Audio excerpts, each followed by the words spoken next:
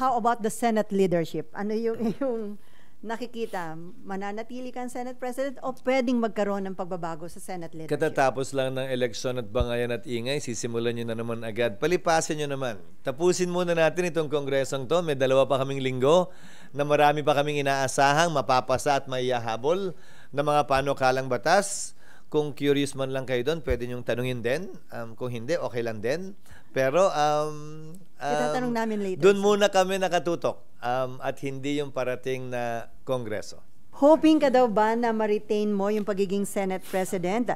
Ilalaban mo daw ba at makukuha niya kaya ang kinakailangan boto? It's not a question of hoping. It's a question of reality. Ulitin ko, ang Senate President dapat may kumpiyansa ng mahigit na mayoriya ng Senado. 13 at higit pa.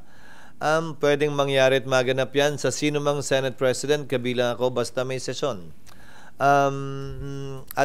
Dapat maliwanag yan sa bawat isa sa amin, Senate President man o hindi, nangangarap man o hindi.